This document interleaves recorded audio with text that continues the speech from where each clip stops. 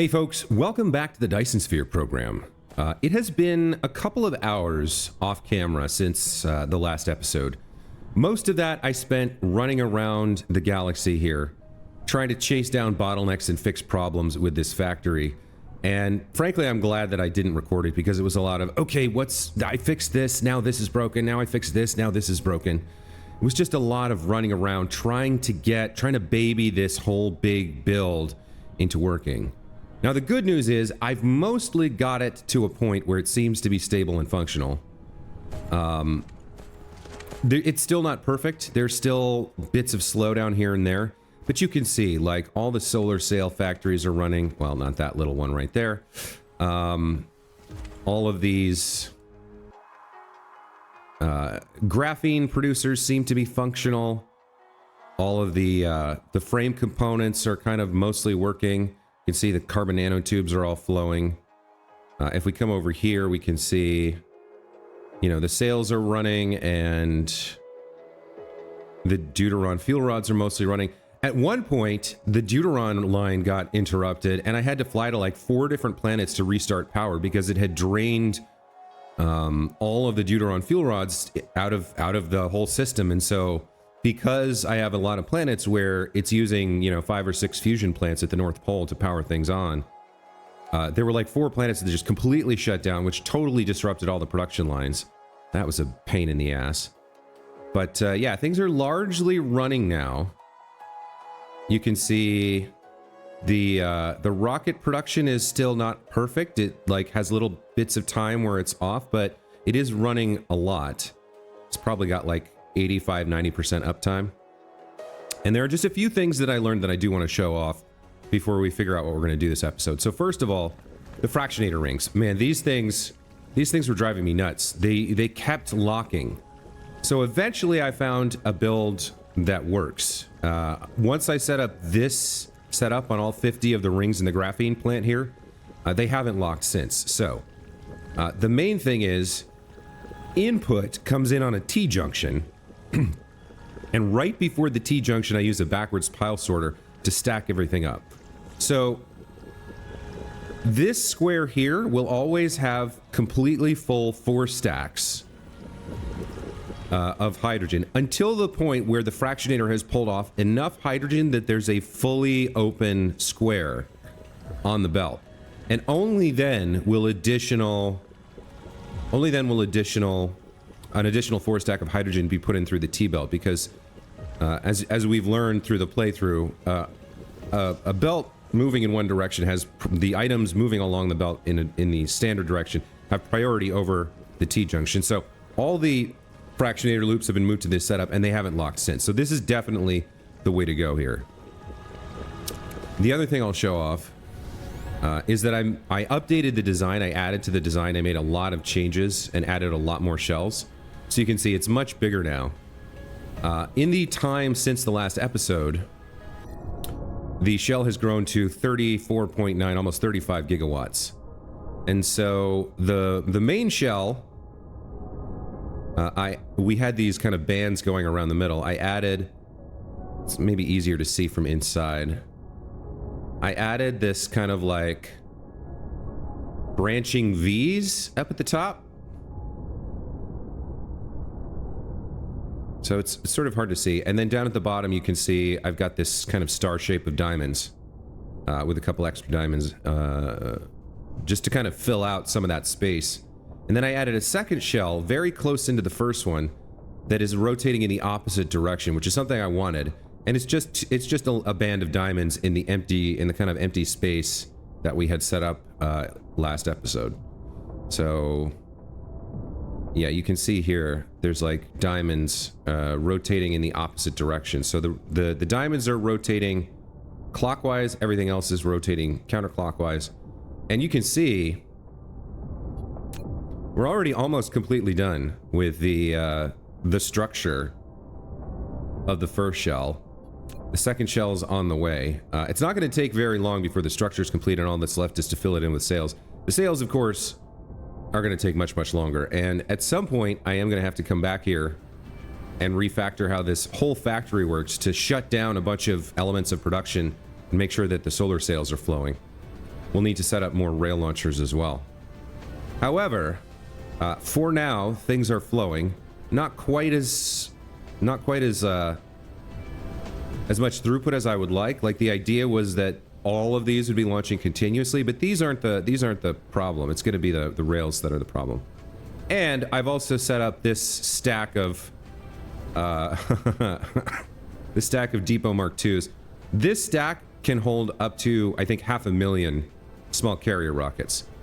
So after the structure is complete, the whole factory will continue to function as is for a while.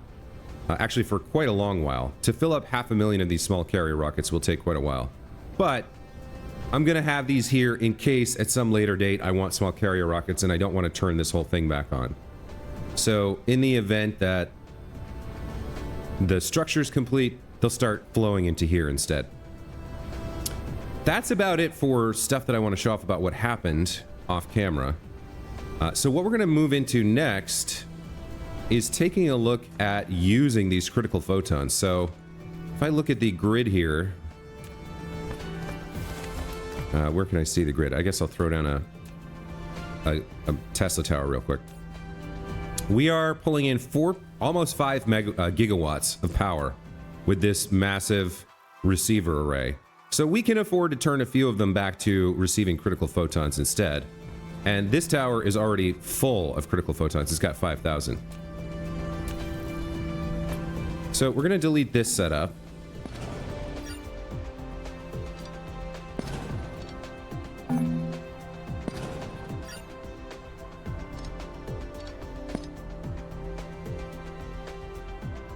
Don't need you. Don't need you anymore.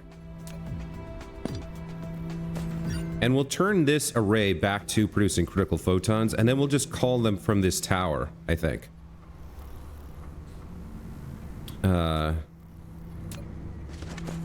What is your demand? Oh, you're actually feeding the rail ejectors, huh? Okay. Well, you're doing good work. That's fine.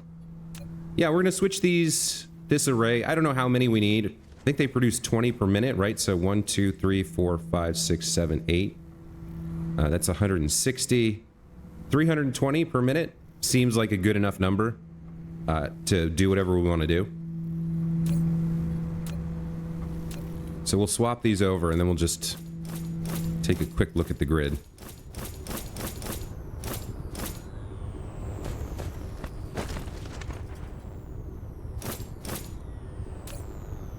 So now we're down to 4.73 gigawatts, and that's fine.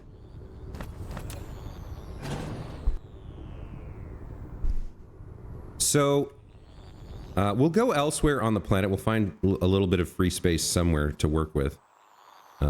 There's like some space over here we can build around in.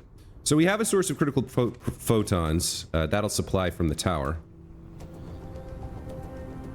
It's time to start playing around them. I think the first thing I want to do is to make some antimatter fuel rods. I think that would be fun.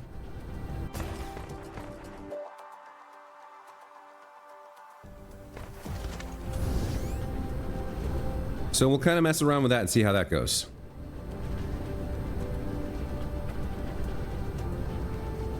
Yeah, right over here should be fine. So to make antimatter fuel rods, let's see, where are the fuel rods? They are so hard to find. There we go. We can get the antimatter and the hydrogen. We know how that works. We can do that with a particle, miniature particle accelerator. But we're also going to need this annihilation constraint sphere. Okay, so I don't want to go too big here. Let's start kind of simple. Let's just throw down a tower and request some materials and see if they arrive for us.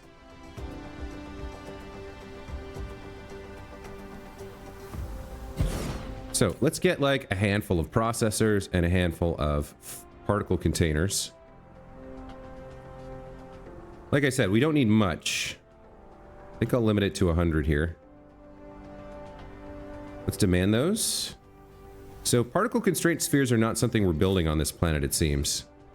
Or importing from somewhere else. Let me take a quick look at remember what those are. Yeah.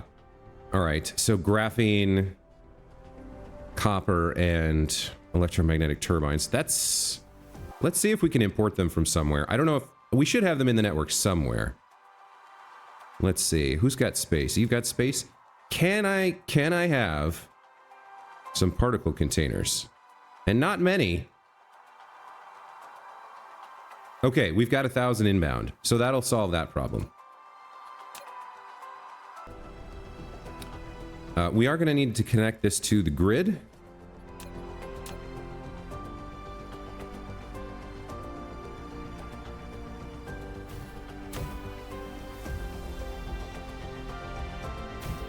All right. And then we're going to need a miniature particle container as well. I think actually, we'll go ahead and throw down a substation here.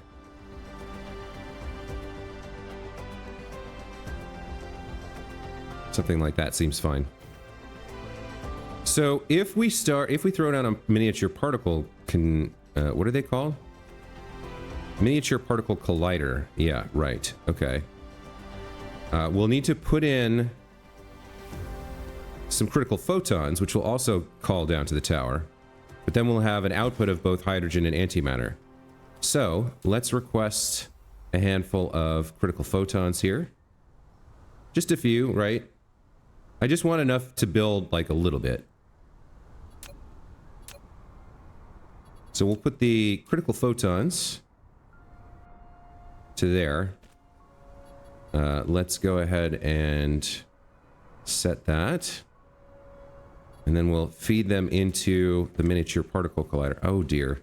Doesn't quite want to work that way, so we'll have to bend you around. And then we should be able to. There we go. Okay. We're going to change your recipe to the mass energy storage recipe, which gives us both antimatter and hydrogen. And now we've got all 4 of our ingredients. So let's go ahead and set down an assembler to make annihilation constraint spheres.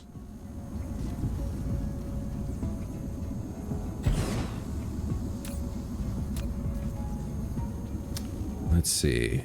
Where is that? Okay, looks good. And let's start belting in ingredients.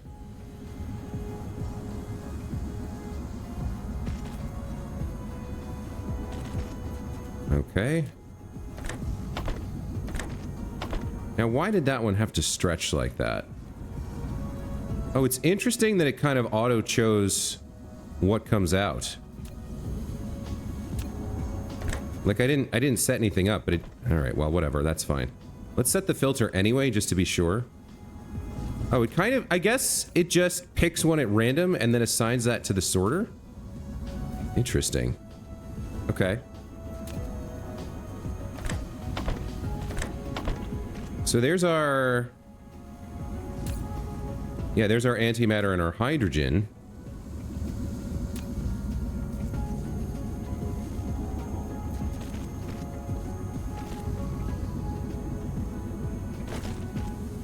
And then we can output our particle containers and our processors. Seems like the particle containers are still on the way. Okay. They should be inbound sooner or later. And then we'll just output these for now into a depot. I think that's fine. Maybe we'll use a big depot.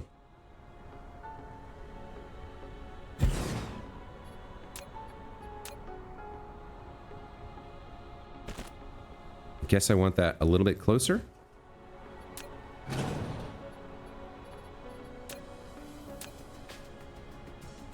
No, that was right. Okay. So output and input. And then as soon as the particle containers arrive, we should have our annihilation constraint spheres. Let's operate as if these have been already set up, because this will fill up eventually. So once we have the constraint spheres, then we can start building the antimatter fuel rod. So that takes one more ingredient, which is the titanium alloy, and then more.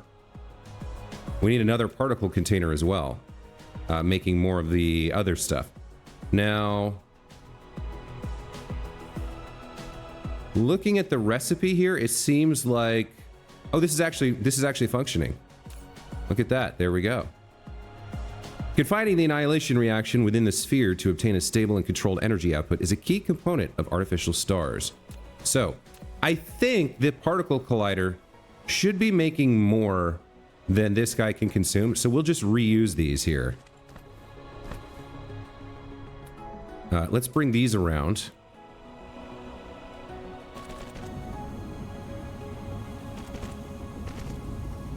We'll feed these into another assembler, which will make our goodies here.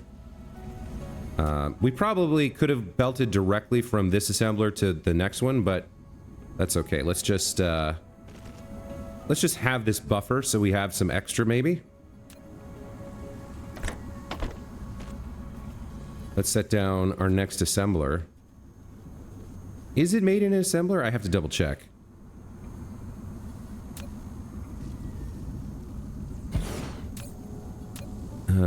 Antimatter fuel rod. Yes, looks good. Okay.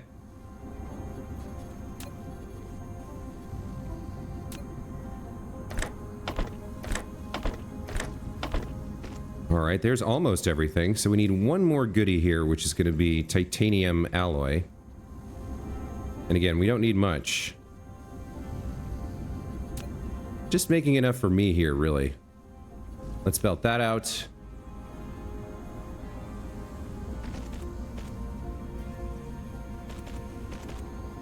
We'll feed that in here.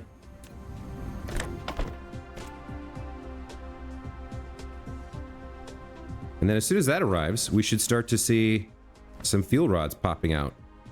Yep, it's already making it. Very nice. Okay. Oh, just won't quite fit there, huh? This would have been a tidy little blueprint. I guess we'll just do this.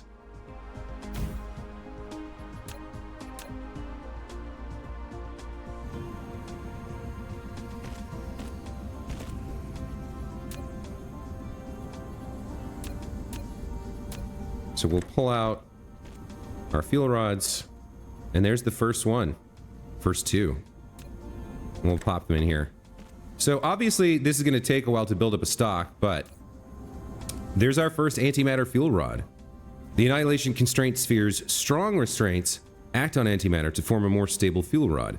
This powerful energy is then safer to harness. Very nice. So let's take a look. Let me clear some of this stuff out.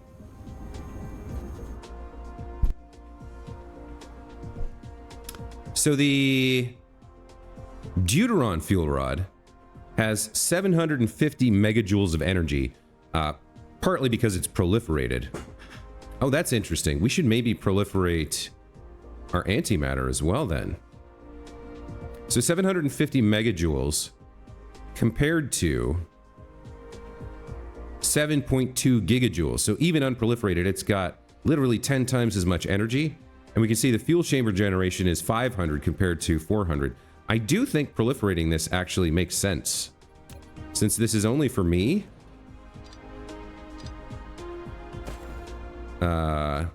Let's go ahead and call in a little bit of proliferator here.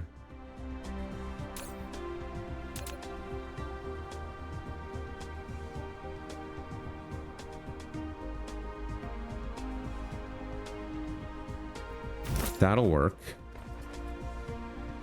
And then we'll bring the output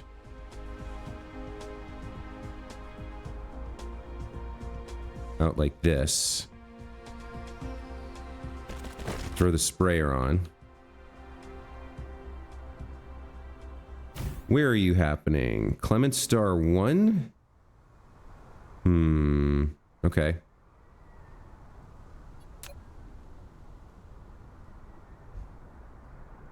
Let's get our antimatter sprayed. And there's our storage. Very nice. So a sweet little setup here. A nice little block of stuff. I think I'll actually even move the substation here. Can I squeeze it in there? Not quite. Oh, why not? What's the problem? Collide with other object. Oh, it's so close to being like a tidy little, neat little rectangle. Is it the... It's not this, right? No, I just don't think there's enough room there. If I moved everything forward by 1, I could. I guess it doesn't matter. Where is my... Why am I not getting any proliferator? I did find that we're getting kind of thin on the ground on proliferator, to be honest.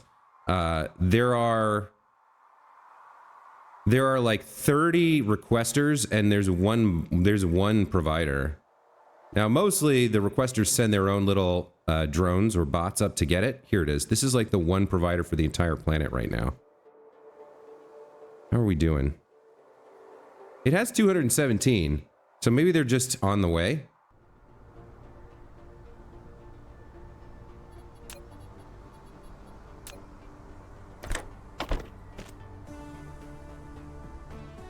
Yeah, if I moved things forward just a bit, I could squeeze the power in there, and then I have like this nice little, this very cute little... All right, well, maybe I can just put it nearby.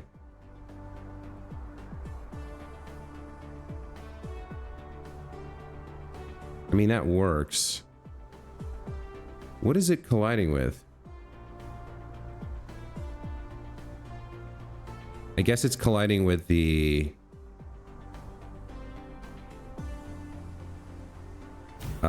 tower. I would like to see some... There we go. There's one little bot with a little tiny bit of proliferator, I think. Yeah, we got one charge. Okay. That's 60 sprays. That should be enough for a while here. Let's go ahead and connect this up.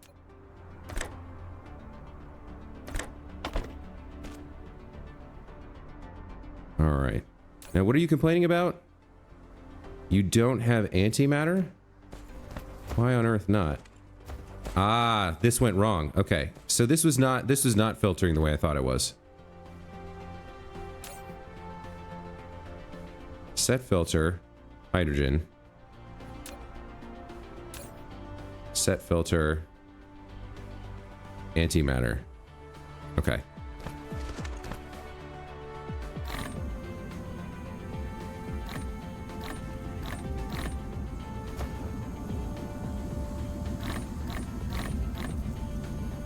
That looks correct. Delete some excess here. Put these back on. Get them proliferated. All right, let's check our actual output here. So proliferated, the fuel chamber generation is 1100%. If we throw these in place of into our energy core, in place of our deuteron fuel rod, it's more than it should generate stuff like energy more than twice as fast. So this bar, when it's charging, should fill up more than twice as fast, and then each one of these should last like 10 times as long, which is kind of amazing. Let's take a look.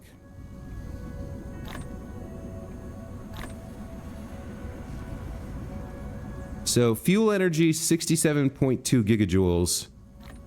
153 gigajoules just from putting these 12 in.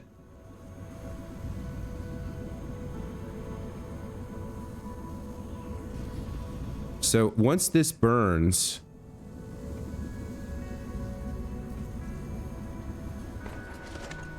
now it's burning the antimatter. 28 megawatts? Is that right? I'm not sure. Let's do something that... Let's try to burn some energy here. I want to see how fast this thing recharges my whatever. Let's just take a quick trip over to Better Dyson 1.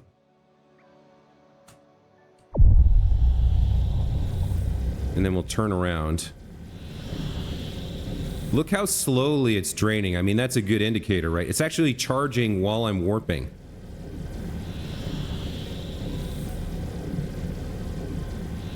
Oh, not when I get up to cruise speed. Okay, let's turn around and go back home.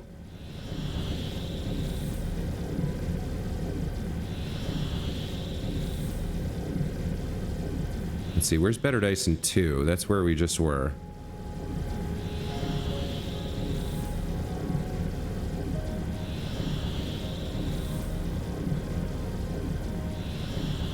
think it's one of these two. It's hard to tell. That's better Dyson 3. There it was. I just missed it.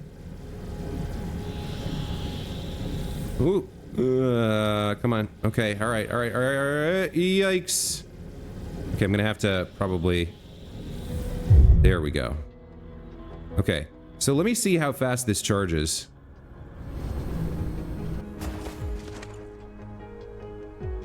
Yeah, it's...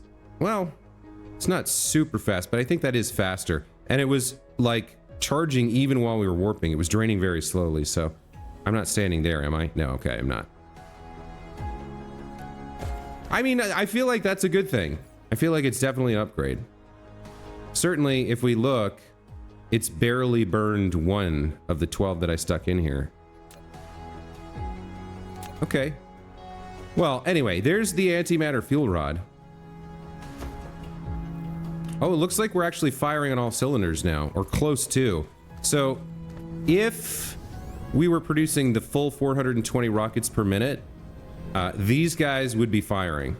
These would be the last to fire. So the fact that all of those and over to here are firing is pretty good. It means the factory's running fairly well right now, or the throughput is going fairly well. Yeah, these are all firing. These are the rocket producers, so they're all working. That's great. Where did I put that little miniature toy factory? Right over there. Okay. Well, I don't need this. I don't need antimatter for anything other than me right now. And I don't want to mess around with any big builds. So just little toy builds like this are fine. Somehow I've lost track of it again. Yeah, so this little toy build to make antimatter fuel rods is fine. It'll fill up this one little thing here. Ideally, I would put it into the network so I could call it down for myself whenever I want. But I think it's fine to just remember that it's building up here. And come back for it. I mean, it's gonna take me probably 3 episodes to get through the 30 that I just stuck in here. So that's fine. I think that's okay. The next thing to play around with would be what? I guess probably white science. Now, here's another one of these annoying problems, which is, okay, I stick in all the colored cubes and antimatter. Well, what happens to the hydrogen produced by the mass energy, what is it, mass energy storage recipe? Once again, we're stuck with a line of hydrogen we need to get rid of somehow or do something with. Kind of irritating. What else do we have that I could make? I don't necessarily need better weapons. I mean, at this point, we've sort of made everything except the white science cube. So I guess I would go home to Alwade. And I would, let's see. I would start producing white science.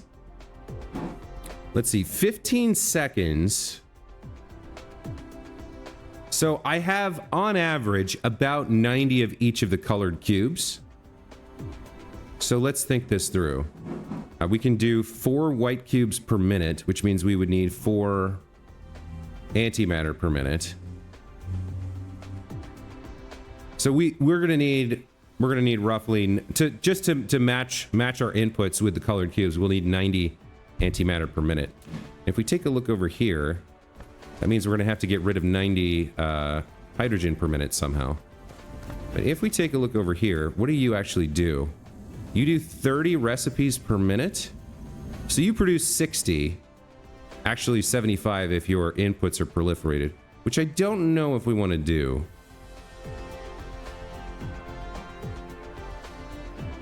So you're full because the line is full. Yeah, all right. So I guess we need 2 of these, and then we need to figure out what to do with the hydrogen. But beyond that, we're sort of set.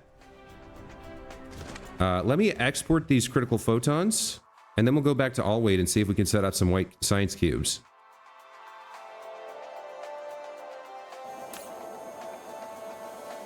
Critical photons, critical photons. Where are you guys? Right over here, right? Okay.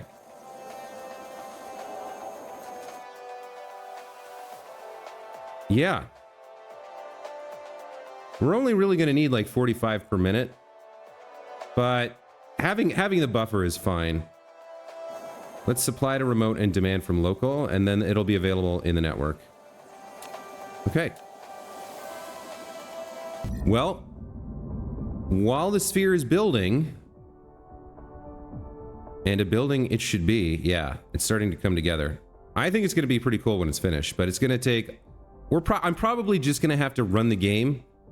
There'll be like an episode or two where I'm refactoring the whole factory to produce more solar sails once we're done with the rockets, which is coming pretty quickly, surprisingly quickly. But at a certain point, I'm just going to have to let the game run until the sphere is finished. I might even need to like go to another planet, or I might even need to produce more solar sails, which would be a giant pain in the butt, but I might do it. Or I might just let the game run for 20 hours until it's full. But I want to see the finished sphere before I end the episode. There's a couple other things I want to see. I want to go check out the black hole, the neutron star, the white dwarf. I want to see what those look like in the game. But for now, let's try to focus, Josiwe. Let's not get like bogged down in speculation and idle fantasy. Let's do an objective.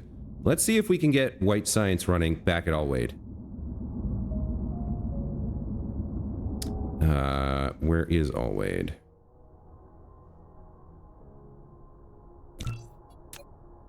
I'll tell you what else. It might be time to get rid of this hive.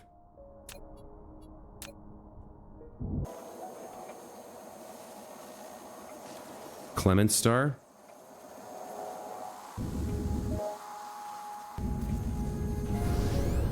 Maybe I should clear the hive out in a bunch of places. All right, so 13 light years home. Maybe we do a quick hive raid. Well, no, I'm gonna try and do the white science first.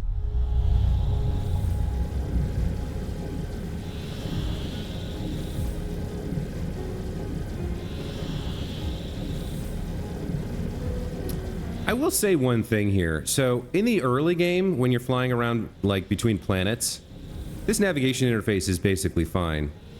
Once you get to interstellar travel, where you have like these giant clusters of stars, it's very difficult to see where you're aiming because all the little labels kind of overlap like this, right? It's pretty rough. I would like it if they had a slightly better, some method of like singling out your location and turning off all the other labels. Like just an option to do that would be great.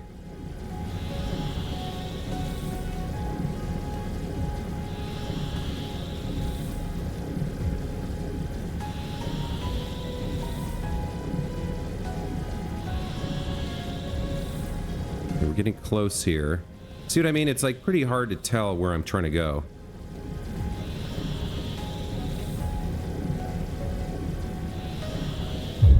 All right, but I made it, so that's fine.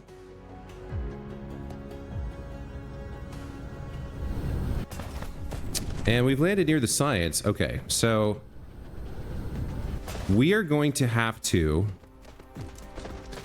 feed antimatter into this setup. So there's going to be a line of black that's going to have to come along here. And then these guys are going to make... That's how it works, right? I can tell them to make this? Right, okay. Which means we're also going to need some sort of output setup. How would this even work?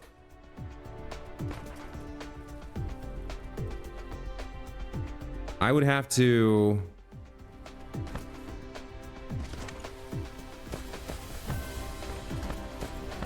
I never quite figured out. Can you do outputs from the second story?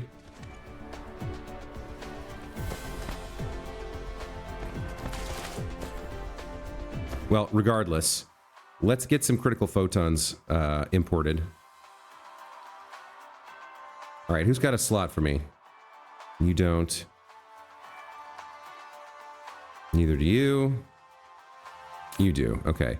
I'd like you to request critical photons from the network, please.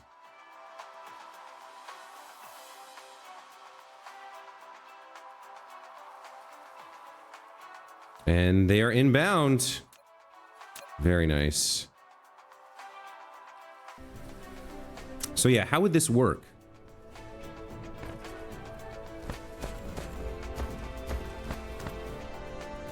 How would I make this work?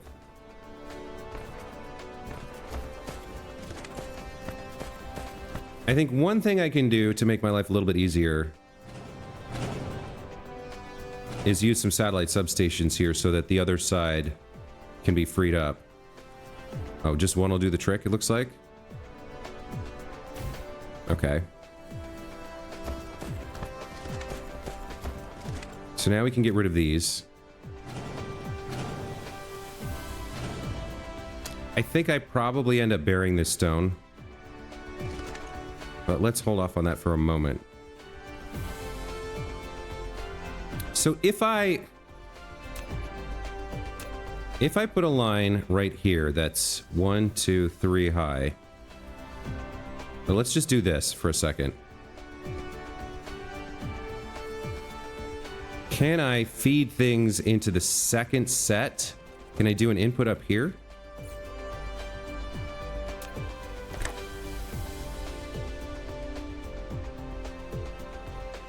The facility must allow cargo pass. What?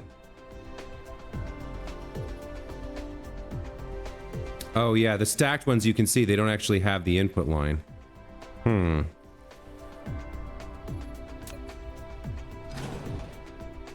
So like, I can get a 6th line to put the 6th input in, but then I have no way to get things out. So I guess we have to... Yeah. I guess what I have to do here is...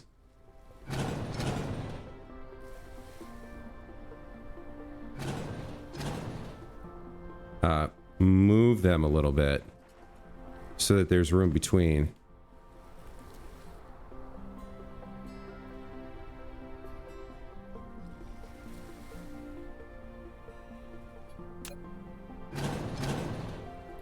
So if I leave one space between them like that, then I can have a line that comes over here like this. And they can do their inputs here.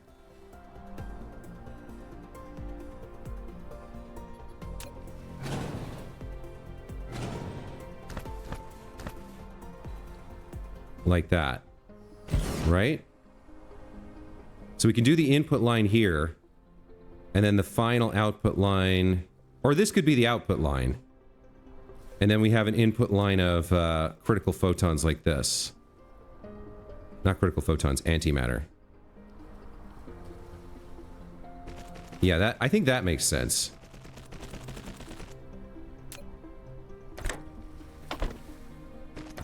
So there would be your 6 inputs and 6 inputs, then your outputs just come onto this line. And we reverse this like so. Okay.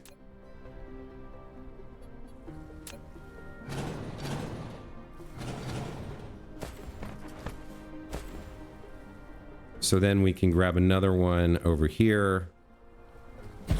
And then another line for output.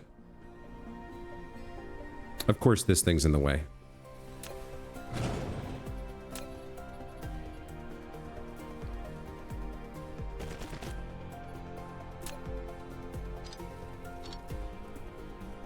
Well, you can go that far.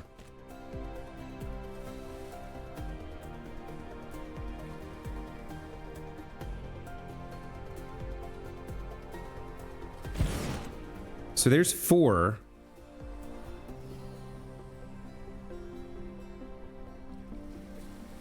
And then I could just stack them up. What did I have? I had 6 by 2 is 12. So I could just stack them up. For now. Yeah, no problem.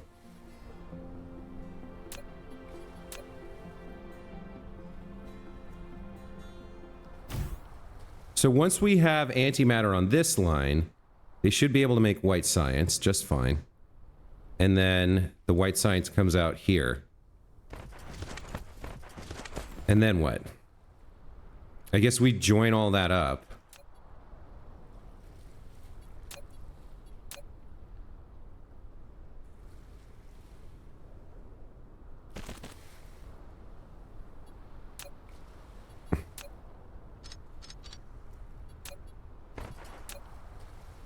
So the line of white science comes along like that, and then this connects to this.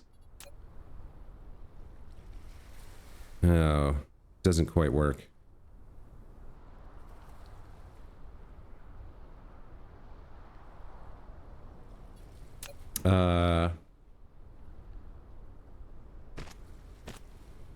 There we go. That'll work. So then the white science comes over here as the final component of the line. And I guess if these guys are producing, and I believe we can support maybe 12? I'm not sure. Let's go with 9 for now. And see what that looks like. So the white science would be over here.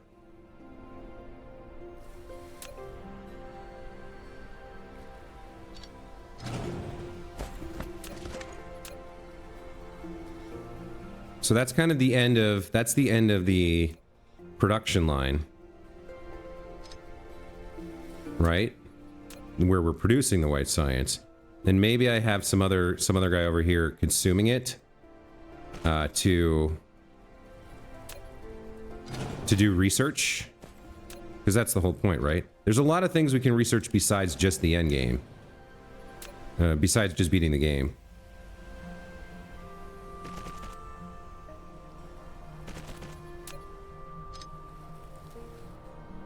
Okay, so I just need antimatter on this line. Let's get a couple of what are we gonna do with the what's it called? You don't have space. Let's get a couple particle colliders here. I think we decided 2 would be enough.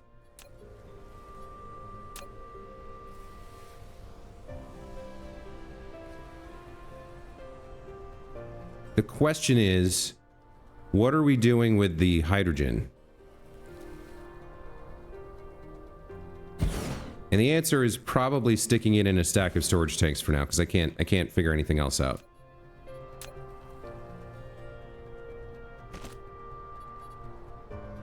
So you guys are going to be doing mass energy.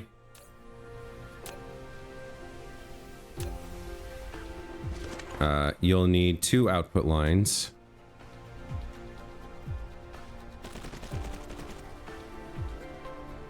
So let's have you be hydrogen.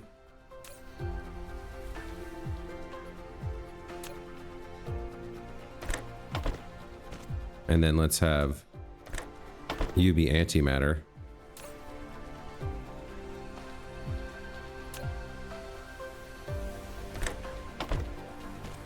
All right, looks good. Come on now. Where's one of these? This'll work. So yeah, like I said, for now, I'll need a better solution, but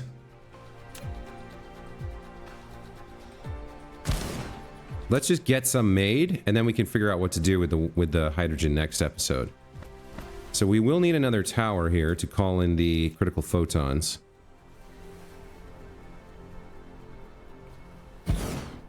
And we'll need to belt those in as well.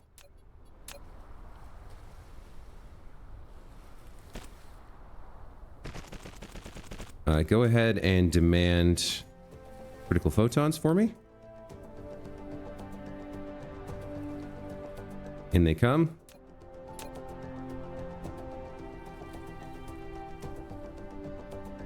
Let's belt them into our miniature particle collider. Setup. And as soon as they arrive, we should be able to make white science.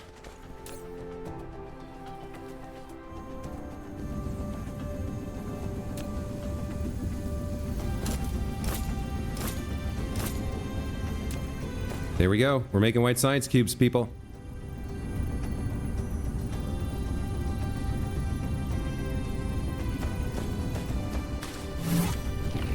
Universe Matrix.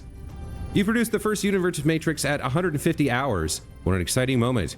We found the key to the universe and can finally explore its ultimate mystery. All right. So let's set up somebody to consume these real quick. Actually, yeah, that's going to be the episode. So I will set up a couple more of these labs, and we will consume these, and we will begin unlocking recipes next time. That's going to be it for this time. As always, thank you so much for watching. Hope you guys enjoyed. There's our first production of the white science cubes, the final key to the game, and with just 1,000 of those, with just 1,000 of those, we could mission complete and get the end screen, get the roll credits. 4,000. But yeah, next time we'll probably do some sightseeing. We'll pick a few non-endgame, non-like beat the game technologies to spend these cubes on. And then I'll figure out what to do after that, which might just be like waiting until like letting the game run for 5 or 10 hours to see what that looks like, and then maybe do an episode refactoring the big factory on Better Dyson 2 to switch over from rocket production to mass sale production and just try and finish it as fast as I can. But that'll all wait till next time. Until then, thank you so much once more for watching. Thank you for your participation in my channel and your comments and your likes. And we'll see you next time. Take care.